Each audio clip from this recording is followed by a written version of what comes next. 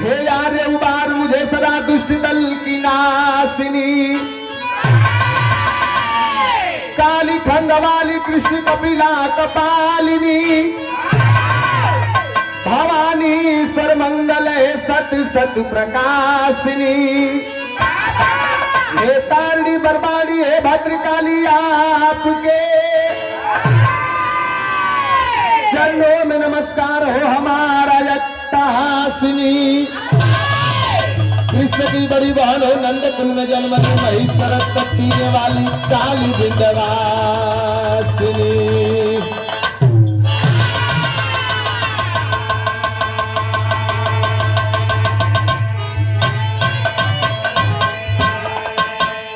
रण प्रिय देवी सकंबरी हे दुर्गे, गणेश का कलेश दुर्पाक्षरकासिनी,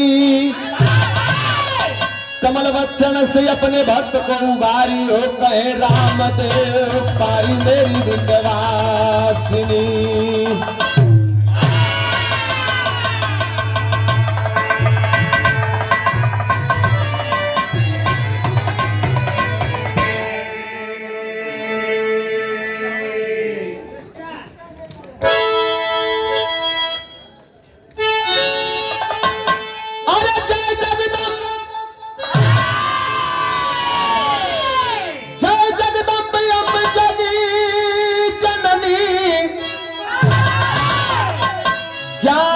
बुद्धि की दाता जी, खंड खंड में अखंड महिमा तीनों लोक की माता जी।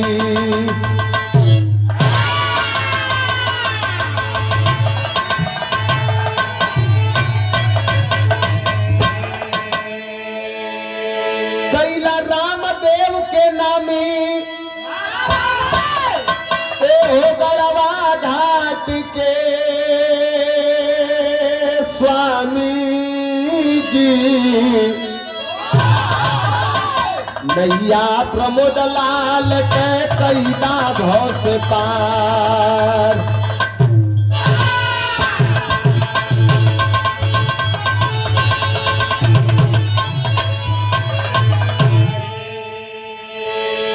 अच्छा भैया, सुंदर पुष्पहार पुष्प के पंखुड़ियों में गुथा हुआ प्यार दुलार आशीर्वाद एवं साथ में सुंदर साफा और बहुत सारा रुपया का आशीर्वाद मिलल।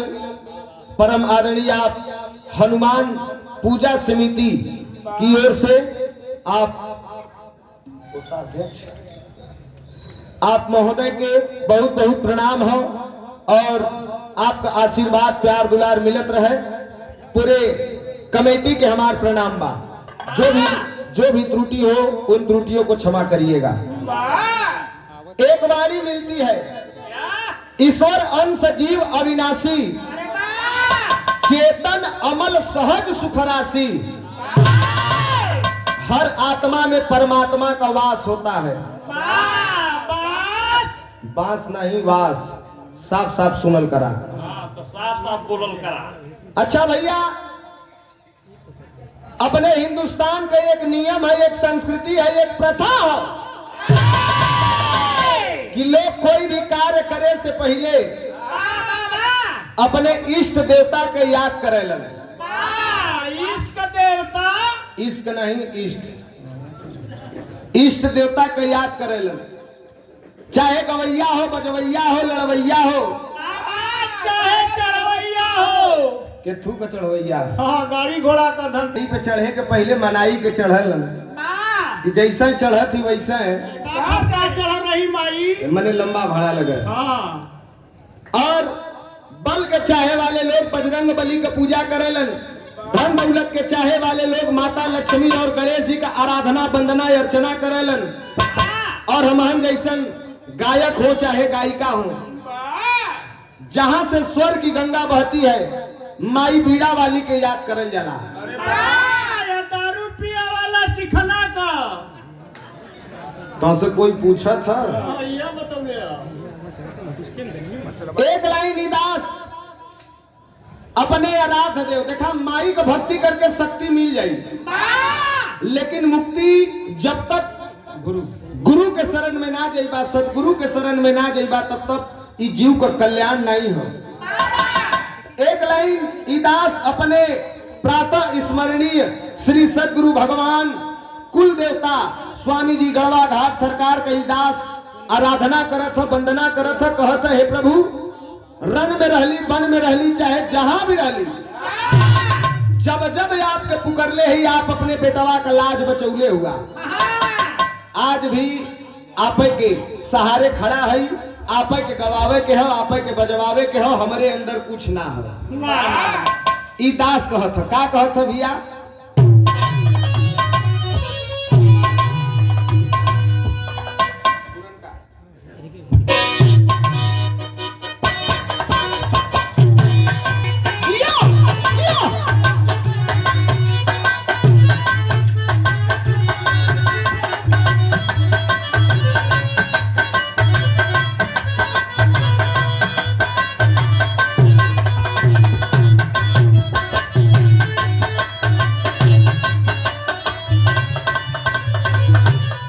वंदना के पहले झूठ बताई कोनो जरूरी ना होले, लेकिन गर्जन भैया कितना बढ़िया लाइन हो।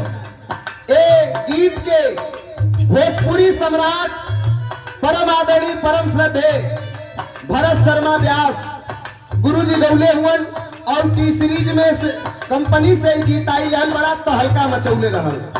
कौन गीत था?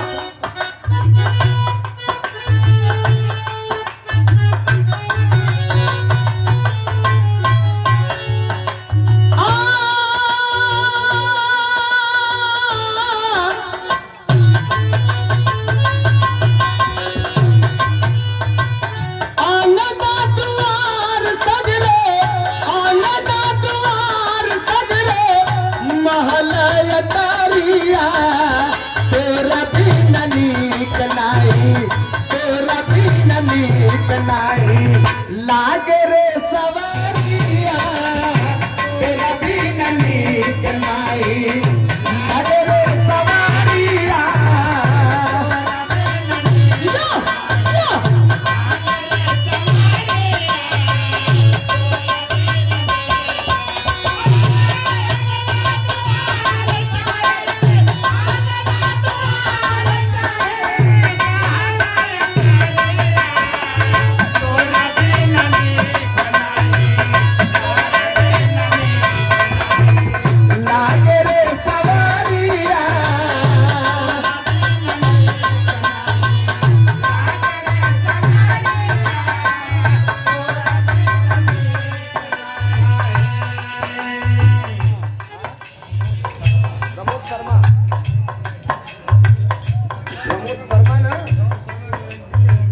अच्छा अच्छा, परम आदरणीय आप प्रमोद शर्मा हमारे नाम राशि भैया की ओर से 100 साल का गारंटी है भैया का, बहुत बहुत प्रणाम हो।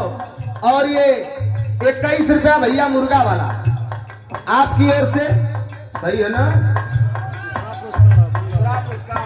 अच्छा, ये दूसरा पुरस्कार है। हाँ, उल्टवान भी मुर्गा बेचन, बोहनी भी करौले रहलन है, बहुत बहुत पलगी है। लेकिन ई दास अर्जी करत हो, हे प्रभु, हे सरकार जी, हे स्वामी जी, हमार अर्जी रही, मर्जी तोहार रही। हम अपने भगवान के याद करत ही, आपे लोग मने मने अपने गुरु महाराज के याद करिया। ई दास कह सका